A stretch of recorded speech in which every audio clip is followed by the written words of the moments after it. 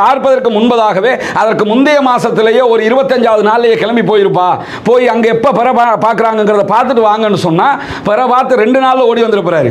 வந்து சொல்லிட போற அரபா டேட் இப்பதான், அவங்க இந்த டேட்ல தான் அரபாவுக்கு போறாங்க, எனவே அந்த டேட்ல தான் நம்ம நோன்பு பிடிக்கணும் என்கிறத முடிவெடுத்திருக்கலாமா இல்லையா? ரசூலுல்லாஹ் யாரையாவது அனுப்பி விட்டாங்களா? மக்காவுல போய் மக்காவுல எப்ப அரபான்னு பார்த்துட்டு வாங்க, அதுக்கு பிறகு நம்ம முடிவெடுத்துக்கிறோம்னு சொன்னாங்களா? அப்படி எதையுமே சொல்லல. ரசூலுல்லாஹ் இருந்த ஏரியாவினுடைய பிறையை வைத்து ரசூலுல்லாஹி ஸல்லல்லாஹு அலைஹி வஸல்லம் அவர்கள் 9வது நாளில் அரஃபா, 10வது நாளில் பெருநாள் என்பதை அசால்ட்டாக முடிவெடுத்தார்கள்.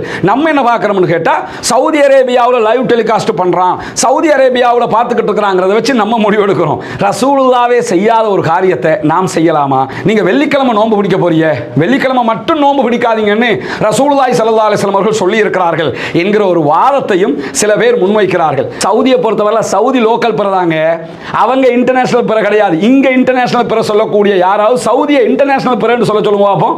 சவுதி இன்டர்நேஷனல் பிற கிடையாது, அவங்க லோக்கல் பிற, அவங்க நாட்டில் பிற கண்டாடி அவங்க முடிவெடுப்பாங்க.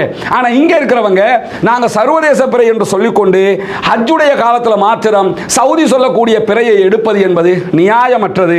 எனவே முந்தைய ஒரு வருடத்தினுடைய பாவத்தையும் பின்னால் வருகிற ஒரு வருடத்தினுடைய பாவத்தையும் மன்னிக்கக்கூடிய புனிதமிக்க சிறப்பான கண்ணியமான இந்த நோன்பை தயவு செய்து இது போன்ற விவகாரங்களை சொல்லி பாழாக்கி விடாதீர்கள்.